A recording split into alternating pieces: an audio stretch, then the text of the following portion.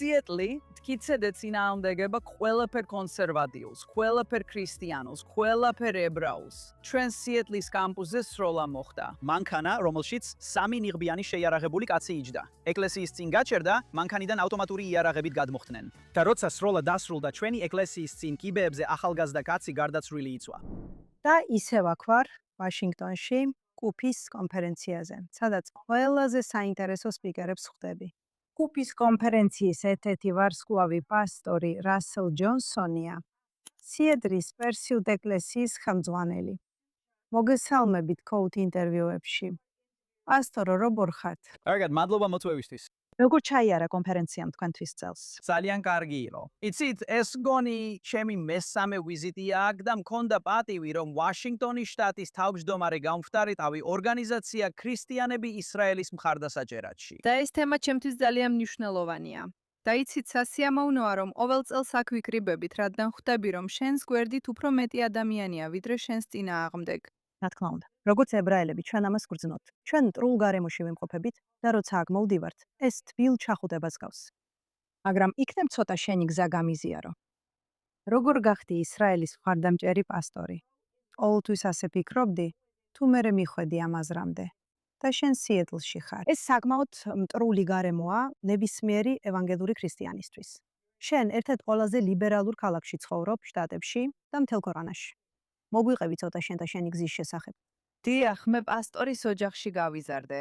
ორივე ჩემს მშობელს ჰქონდა მსახურების გამოცდილება ქრისტიანულ განათლებაში ან პასტორად მუშაობაში. და მე გავიზარდე, როცა ტელევიზორში პასტორ ჯონ ჰეიგის ქადაგებებს უყურებდი. ამიტომაც მე არც კი ვიცოდი, რომ არსებობდნენ ქრისტიანები, რომლებიც ისრაელს არ უჭერდნენ მხარს, სანამ ბევრად მოგვიანებით არ გავიგე ეს, რადგან ასე ვიყავით აღზრდილები. და რა თქმა უნდა, როცა გავიზარდე, სკოლაში წავედი, მაგისტრატურაში და დოქტორანტურაში ვსწავლობდი, უკვე საკუთარი დასკვნები ჩამოვაყალიბე, საკუთარი რწმენები შევიძინე. მაგრამ როცა ეს გავაკეთე, უბრალოდ ამ საკითხში უფრო მეტად გამიმყარდა პოზიცია. მე ვფიქრობ, შეუძლებელია. წმინდა წერილის საკითხვა და სხვა დასკვნების გაკეთება შეუძლებელია. გმერთმა დადო აღთქმა, რომელიც მას სურს შეასრულოს და აღასრულოს ისრაელის ერისა და ებრაელი ხალხისთვის. ამიტომ იცით, ჩვენ ამ კონტექსტში გავიზარდეთ. შემდეგ კი ჩემი განათლების, პირადი ზრდისა და სწავლის პროცესში კიდევ უფრო დავწმუნდი იმაში, როგორც ვიყავი აღზრდილი. მაგრამ გამიმართლა, რომ ჩემს ცხოვრებაში ფორმირების პერიოდში ჰეიჯის და სხვა ადამიანების ხმები მესმოდა. დიახ, იცით, სიეტლი მტკიცედ წინააღმდეგება ყველაფერ კონსერვატიულს, ყველაფერ ქრისტიანულს და ყველაფერ ებრაულს. და ჩვენ სამივე ამ კატეგორიაში მოვხვდები. მაგრამ ვფიქრობ, სწორედ ამიტომ არის ესე მნიშვნელოვანი, რომ ისეთი ეკლესიები, როგორიც ჩვენია, და ისეთი ორგანიზაციები, როგორიცაა კუფი, აგრძელებდნენ ხმის ამაღლებას. და თუ ამას არ გააკეთებ, შეიქმნება შთაბეჭდილება, რომ ბრძოლაში აღარ დარჩნენ კარგი ადამიანები.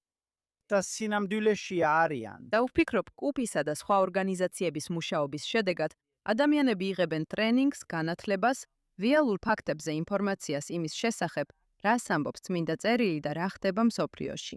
იმისათვის, რომ დაეხმარონ, გააძლიერონ მათი თავდაჯერებულობა, იყვნენ ღია მხარდამჭერები ისრაელისა და ებრაელი ხალხის. ეს საოცარია, მაგრამ სიეტლში ეს თქვენთვის მარტივი არ ყოფილა. და სინამდვილეში თქვენ გაქვთ საკმაოდ შემზარავი ისტორია, მოსაყოლი.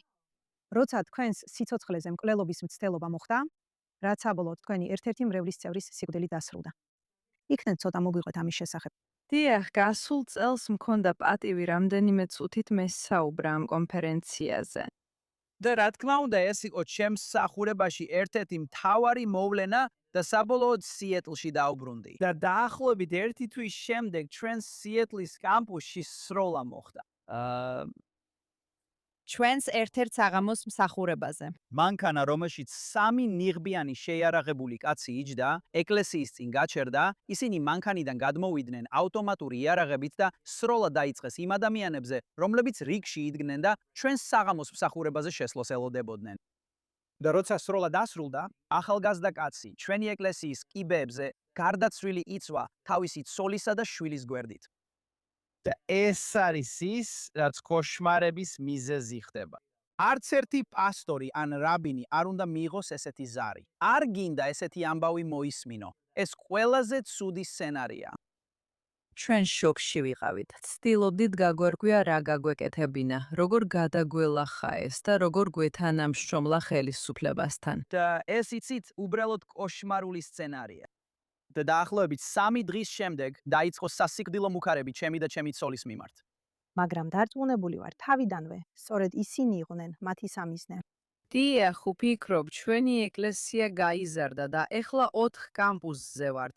დაახლოებით 5,000 ადამიანი პერსიუთს თავის ეკლესიად მიიჩნევს.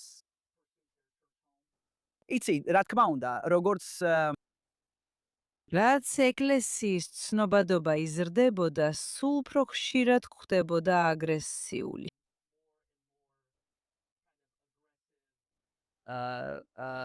ენა, მუქარები და ქმედებები იმ ადამიანებისგან, რომლებსაც ან ჩვენი მსოფლმხედველობას ძულთ, ან ჩვენი ალიანსები, ან ჩვენი ღმერთი, ან ჩვენი პოლიტიკა. ამიტომ იცით, მუქარები მანამდეც მიგვიღია, მაგრამ ფიქრობ ეს უბრალოდ ლაპარაკია, უბრალოდ ხალხის ლაპარაკი ინტერნეტში. ასე იქცევიან ადამიანები. და როცა ეს ახალგაზრდა მოკლეს, თითქოს ყველაფერი რეალობად იქცა. თითქოს ეს მართლა ხდება. და 3 დღის შემდეგ, რაც უცნობი ნომრიდან მუქარები მივიღეთ, მე მესიჯების წერა დამიწყეს. მოგწერდნენ მესიჯებს და გეუბნებოდნენ. აი ამას იღებ, როცა ებრაელების მოყვარულ ეკლესიას მართავ. ანუ ისინი გესხმოდნენ თავს, იმიტომ რომ ებრაელებსა და ისრაელს უჭერდით მხარს. ხო, და ებრაელთ მოყვარე რასების ამრევი. ვარაუდობ, რომ თქვენ მრავალფეროვანი გარემო გაქვთ. ხო, განსაკუთრებით სიეტლში. იცით, სიეტლი საერთაშორისო ქალაქია და უნივერსიტეტში 10,000-ობით სტუდენტია მსოფლიოს ყველა კუთხიდან. უბრალოდ იმ ფაქტით, თუ სად მდებარეობს ჩვენი ეკლესია, ეს არის საერთაშორისო მრევლი.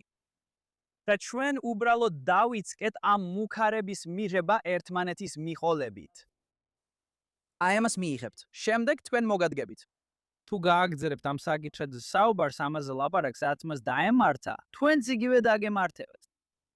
და შენ ხო რამდენიმე შვილი ყავს? ხო, 3 პატარა შვილი ყავს, ცოლი და არასდროს. სიზმარშიც კი არ მეგონა, რომ ესეთ რამეს მოგვიწევდა გამკლავება. ეს ასე არა. ამიტომ გადავწყვიტეთ, რომ არა მხოლოდ არ შეუწყვეტდით ამ საკითხებზე საუბარს, არამედ უფრო ხმამაღლა ვილაპარაკებდით.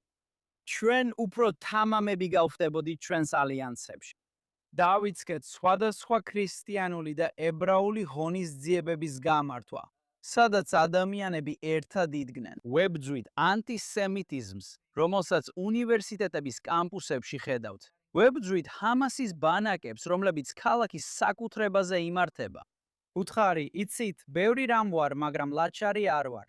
აქამდე მხოლოდ იმისთვის არ მოვსულ ვართ, რომ აქ გავჩერდეთ. თუ ისრაელის დაცვაში ჩვენი პოზიცია საკმარისია იმისთვის, რომ სიკვდილის მუქარები მივიღოთ, ეს ღმერთისგან მწვანე შუქია. ეს ნიშნავს, რომ ახლა უფრო ძლიერად უნდა ვიმოქმედოთ, ვიდრე ოდესმე გვიმოქმედია. ეს საკმაოდ მამაცი შეხედულებაა, პასტორო. ან იქნებ დააგავეს ის კაცი, რომელმაც თქვენი მრევლის წევრი მოკლა. არა, არ დაუკავებიათ. დიახ, დრემდე საქმე გაუხსნელია. ჩვენმა ეკლესიამ დააწესა $40,000 ჯილდო იმ ინფორმაციისთვის, რომელიც მის დაჭერამდე მიგვიყვანს. იცით, ჩემს ოჯახს 3-ჯერ მოუწია ჩვენი სახლის დატოვება ევაკუაციის მიზნით. თითქმის მთელი ზაფხული გასაიდუმლოებულ უსაფრთხოდ ქავშესაფრებში გავატარეთ. და იცით, ესეთ სიტუაციაში დღითი დღე ცხოვრობ, მაგრამ ჩვენ მოგვიწია რთული საუბრები გქონოდა. ფიქრობ, როგორც ეკლესიამ და როგორც ოჯახმა უნდა ვთქვათ. თუ ეს რამე სიცოცხლის ფასად დაგვიჯდა, მაინც ღირს სიმართლის თქმა. სიმართლის თქმა კულტურისთვის, რომელიც ტყუილებზე აგებული რევოლუციური ქმედებაა და მე ამას არ შევერთდი მხოლოდ იმისთვის. მოვერგო ბრბოს, ან მოვეფერო, იცით, პროგრესულებს, რომლებიც გაღიზიანებულები არიან იმით, რომ ჩვენ გვაქვს პლატფორმა და ხმა, ღმერთმა მე ხმა გამხადა და არა ეკო. და მე ვაპირებ გავაგრძელო ესეთ ხმად ყოფნა სიეტლში. ეს მართლაც საოცარია და ეს საოცარი ისტორია და მინდა გითხოთ ზოგადად, როგორ გძნობთ თავს ამჟამინდელი მდგომარეობის მიმართ? ანტისემიტიზმი იზრდება, ასევე ანტიქრისტიანული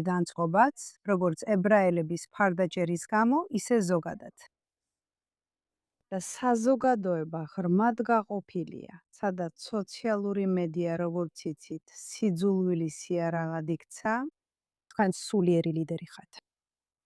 რა გაძლევთ ოპტიმიზმს აქ? ფიქრობ, ესეთ ღონისძიებებზე ყოფნა და ათასობით ახალგაზრდა ადამიანის ნახვა.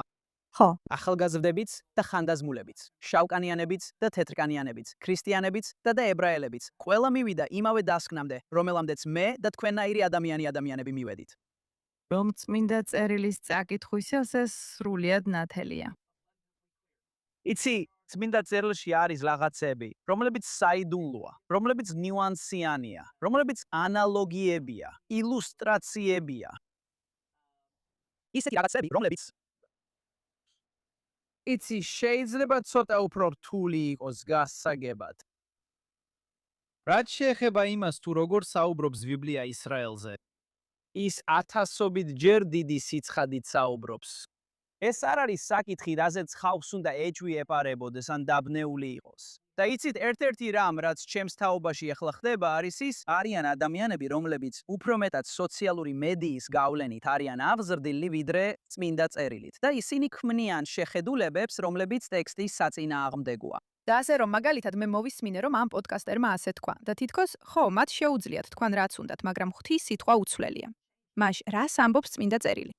რას გვამცნობს წმინდა წერილი? და ამიტომ ვცდილობ რომ ეს იდეა კარგად გაგაგებინოთ, რომ თქვენს ცხოვრებას აუცილებლად რაღაცა ჩამოაყალიბებს. თქვენი სოფლმხედველობა ჩამოყალიბდება და ფორმირდება იმ გავლენებით, რასაც თქვენს დროს ნიჩს და სიმდიდრეს უთმობთ. ჩვენ გჭირდება ადამიანები, რომლებიც ღრმად არიან ჩამოყალიბებული ტექსტის ჭეშმარიტებით, რადგან ეს ქმნის დაცვას განდგომისგან. ეს ქმნის დაცვას მცდარი მოძღვრებისგან. ეს ქმნის დაცვას შეთქმულებით მოტივირებული ანტისემიტური სტერეოტიპებისგან. იცით, ანტისემიტიზმი არის რელიგიური სიძულვილის უძველესი ფორმა მსოფლიოში. ხო. ეს არის ამ ტიპის მოვლენების უძველესი ფორმა, რომლებთანაც მსოფლიო ათასობით წელია ბრძოლობს. ამიტომ, რასაც 2026 წელს ვებძვით, იგივე დემონია, უბრალოდ სხვა ათწლეულში. ეს იგივე ბნელია, სულიერად დაბნეული, შეთქმულებებზე ორიენტირებული, манипуლაციური გზავნილია, რომელიც დაუღალავად ცდილობს ხალხი ღმერთის ნათლად ნათქვამს დაუპირისპირონ. აქ ყოფნა ამ ღონისძიებაზე და უამრავი ახალგაზრდა ადამიანის ნახვა, იმის ნახვა, რასაც კუფი აკეთებს საბავშვო ბაღიდან მე-12 კლასამდე განათლებაში, საშუალო სკოლებში, უნივერსიტეტების კამპუსებზე, შეხვედრები.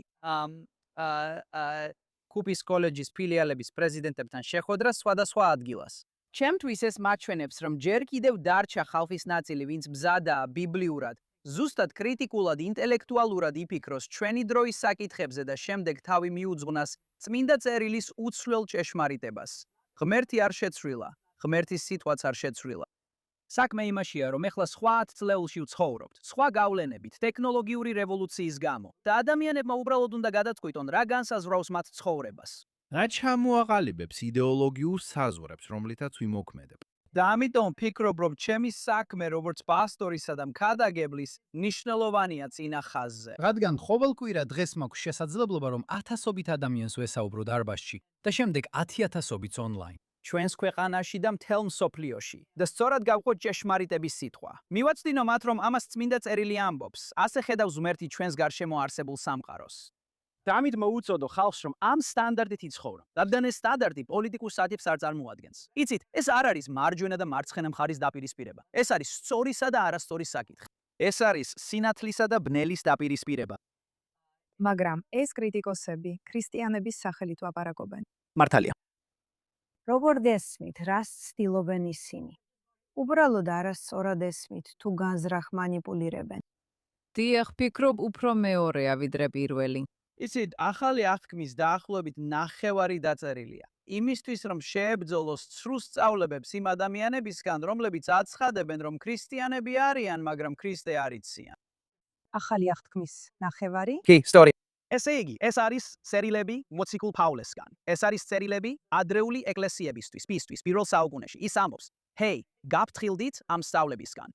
ერიდეთ ამ გნოსტიციზმს, ერიდეთ ამ ცვალებლობას. იცით, ერიდეთ ამ ნახევარ სიმართლეს." ამიტომაც მე ვუყურებ ამ ხმაურიან პიროვნებებს, რომლებიც ქრისტიანობას იყენებენ როგორც საფარს, რათა გააბრალონ. ანტიქრისტეს გზავნილები. ისინი ჩემს რელიგიას იყენებენ როგორც ცრუს საფარს, როგორც ტროჯანულ ცხენს. ამბობენ მე თქვენნაირი ვარ. ხო, არა, მე ერთ-ერთი თქვენგანი ვარ. და სინამდვილეში იცი თქვენ მოგატყუეს ამ ადამიანებმა. და სინამდვილეში მე ვარ ის, ვინც სიმართლეს მოგიტანთ. მაგრამ რეალობა ისაა, რომ როცა ისტორია კარგად იცი, ის ანტისემიტური სტერეოტიპები, რაც ნაცისტურ გერმანიაში იყო, იგივე ანტისემიტურ სტერეოტიპებს ხედავ დღესაც. ეს არის ერთი და იგივე, განმეორებით. და იცით, იმედი მაქვს, რომ ეხლა ჩვენ შეგვიძლია ამ ყველაფრის ამოცნობა მანამდე, სანამ აქამდე მოვა და დავიწყოთ თავდაცვის მშენებლობა, ვთქვათ, ჩვენ ჩავერთვებით ამ საკითხებში. იცით, ხალხი აღარ ქადაგებს ისე, როგორც ჯონ ჰეიჯი ქადაგებდა, როცა მე ვიზრდებოდი. ბევრი პასტორი საერთოდ არ ეხება ამ საკითხებს. ისინი ისრაელზე არ ლაპარაკობენ. ფიქრობენ, რომ ეს არაპოპულარულია და შეიძლება ახალგაზრდები დაკარგონ. დიახ, უფიქრობ ისინი ნეგატიური რეაქციის ეშინიათ. გონია ესევე ფიქრობენ, რომ ეს საკამათოა და არ უნდათ სიტუაციის გამწვავება. ან გძნობენ, რომ არავთ საკმარისი განათლება ან თეოლოგიური მომზადება ამ კითხვებზე პასუხის გასაცემად, რომ ისაუბრონ ნიუანსებზე.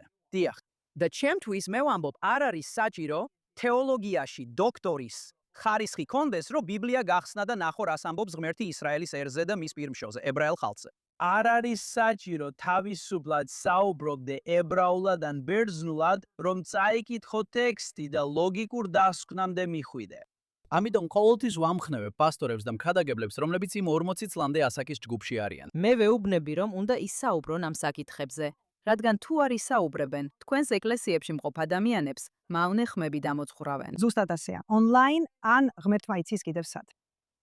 იცით, რამდენიმე თვის წინ იერუსალიმში პასტორები ჯგუფი მყავდა. და ერთმა პასტორმა მართლა მკითხა. ეს ისეთი არაპოპულარული საკითხია. რა გავაკეთო? და მე უთხარი მას, თუ საკუთარ თავს სულიერ ლიდერად თვლი, უნდა უხელმძღვანელო. მართალია. ვერ შეძლებ არ ისაუბრო რაღაცაზე. ვერ უხელმძღვანელო საკითხს მხოლოდ იმიტომ, რომ ეს არაკომფორტულია, ან დეშინია, რომ პასუხი არ იქნება ისეთი, როგორიც მათ სურთ მოისმინა. ლიდერი, ნამდვილი ლიდერი არ ატარებს გამოკითხვას, სანამ წინ გაუძღვება. ისინი ლიდერობენ. და შემდეგ შეიძლება ყავდეს მინდევრები და შეიძლება ზოგი ადამიანი წავიდეს, თუნდაც არ დაეთანხმოს შენს აზრს. სწორია. მაგრამ შენი მოვალეობა ეს საჯაროდ თქვა. თუ მაგალითად 7 ოქტომბრის ტერორისტული თავდასხმებიც კი არ არის საკმარისი იმისთვის, რომ ვინმე გვერდიდან საქმეში ჩაერთოს და თქვას, ამ საკითხებზე უნდა ვილაპარაკო. ჭირდება რომ ჩემს მრევლს ან ჩემს საზოგადოებას დავეხმარო, დღევანდელი დღის საკითხებზე კრიტიკულად იფიქროს. თუ 7 ოქტომბრის მსგავსი რამაც კი ვერ აიძულებს ვინმეს რომ ამ საკითხებზე ისაუბროს, იცი, ფაქტობრივად არაფრად არ გიხარ. და ესე რომ იცი, ჩემთვის ეს ასეა, ხო? ლიდერობა ნიშნავს, რომ სიმართლე უთხრა ძლიერებს და მზად იყო ზოგჯერ არაპოპულარული რამეები თქვა. თუ ამისთვის არ ხარ მზად, სადი და ნაყინი გაყიდე, ხო? სხვა რამე გააკეთე, ხო? აზაკეთე, ხო? მაგრამ მე არ ვატარებ პოპულარობის გამოკითხვას კვირა დილით, რომ თქვა, აი აციეთ ხელი თუ ნამდვილად უჭერთ ისრაელს მხარს. და თუ ოთახში უმრავლესობას მივირებ, მაშინ ამ თემებზე ვიქადაგებ.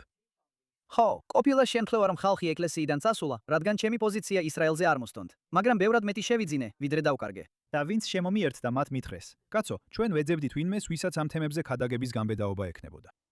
There are ways is mush added what after that with me. Saying unexpected loads at ებრაული საზოგადოებაც გავაერთიანოთ, ერთობლივ ღონისძიებებს ვმართავთ და ერთად ვდგავართ. ეს საოცარია. იცით ეს სასაცილოა, რადგან როცა ებრაელ ლიდერებთან ვსაუბრობ, ბევრ შემთხვევაში ისინიც ცდილობენ იგივე პრობლემების მოგვარებას თარებას თავიანთ სინაგოგებში. თითქოს აი მათაც აქვთ პრობლემები ახალგაზრდულ საზოგადოებასთან. მართალია. და ასე რომ იცი, ზოგიერთმა მათგანმა მითხრა რა, შენ ისრაელის უფრო დიდი მხარდამჭერი ხარ ვიდრე ჩვენ. და მე ვუთხარი, ხო, შემოვერთდი, იცი, შემოვერთდი გუნდს. მოდით ერთად გავაკეთოთ ეს საქმე, რადგან ეს ჩვენი დროის გამსაზღვრელი საკითხია და ის მხოლოდ უფრო და უფრო გამსაზღვრელი ხდება. მართლა ასეა. და მინდა ვკითხო, შენს ეკლესიაში ზრდას ამჩნევ? ამიტომ ისინი, ვინც მარგინალები არიან, ვინც სიძულვილს ავცელებენ, უბრალოდ ყველაზე ხმაურიანები არიან, მაგრამ რაოდენობრივად ბევრნი არ არიან. თუ გონია რომ ორივეა, გულისხმობ იმას, რომ რაოდენობრივი თვალსაზრისითაც კი ზოგიერთმა საზოგადოებრივმა გამოკითხვამ აჩვენა, რომ იზრდება, იცით? იზრდება განხეთქილება ბევრ მემარჯვენე ადამიანში, როცა საქმე ეხება ისრაელის თემას, საგარეო დახმარებასა და სამხედრო ჩარევას. ეს რომ ნამდვილად არის გარკვეული ცლილებები რიცხვებში, მაგრამ ეს ძველი გამონათქვამივითა, ვინც ხმაურს აკეთებს, იმას უფრო აქცევენ ყურადღებას. ის, რაც თქვენ წარმოადგენთ იმაში, რასაც მე პოდკასტის სტანს ვუწოდებ, არის ხმამაღალი ხმები დიდი პლატფორმით. დიდი პიროვნებები, რომლებიც ყველაფერს აკეთებენ, რომ მედიის სივრცეში ყურადღება მიიპყრონ. იმისთვის, რომ იცით თავიანთი შეხედულებები გააბრავა. და ეს და ამიტომ ვფიქრობ, რომ ესეთი პლატფორმები ძალიან მნიშვნელოვანია, რადგან იცით, ტექნოლოგიები, ინტერნეტი და საკომუნიკაციო პლატფორმები მორალურად ნეიტრალურია. ისინი მომხმარებლის მიხედვით იძენენ მორალურ ხასიათს. ეს რომ თუ ეთერი, პოდკასტები და სხვადასხვა საკომუნიკაციო სტრატეგიები დომინირებული იქნება ხმაურიანი ადამიანებით, რომლებსაც არ იციან, რაზე საუბრობენ, რომლებიც ეწინააღმდეგებიან იმ ღირებულებებს, რასაც ჩვენ ვუჭერთ მხარს, რეალურად დასავლური ცივილიზაციის ღირებულებებს, მაშ, მოდი იგივე სტრატეგიები და პლატფორმები გამოვიყენოთ, რომ კიდევ უფრო ხმამაღალი, გონიერი და მორალური ხმა ვიყოთ, რომელიც ამით ამ თემებზე სიცხადით საუბრობს. ამინ. მართლა ამ მომენტში ვერ ვიხსენებ თქვენზე უფრო ხმამაღალ და მორალურ ხმას. მე მინახავს, როგორ ქადაგებთ. და ეს მართლაც შთამბეჭდავია. და მესმის, რატომ იზრდება თქვენი ეკლესია მუდმივად. და ჩვენი, როგორც ისრაელელებისა და ებრაელების პერსპექტივიდან, უზარმაზარ მადლიერებას გიხდით. იმისთვის, რომ ჩვენს გვერდით გახართ, იმ დროს, როცა ეს პოპულარული არ არის, და იმისთვის, რომ გვაძლევთ გამოსწორების გამოცდილებას. ასობით წლის მარტოობის შემდეგ, იმისთვის, რომ ეხმარებით ქრისტიანულ-ებრაულ ურთიერთობების აღდგენაში, რომელიც ძალიან ბევრს გამოიარა, მაგრამ ეხლა უკვე სხვა ვითარებაში ვართ. და მართლა იმისთვის, რომ ამ ისტორიულ მომენტში იმ მცირე რიცხოვან მეგობართაგან ერთ-ერთი ხართ, ვინც დაგვრჩა, ღმერთმა დაგლოცოთ, პასტორო, იმ ყველაფრისთვის, რასაც აკეთებთ, ღმერთმა დაგიცვათ თქვენ, თქვენი ოჯახი და თქვენი საზოგადოება. და მოუთმელად ველით დღეს ჩამოსვლას იერუსალიმში ძალიან მალე. გმადლობთ. მადლობთ. მადლობა.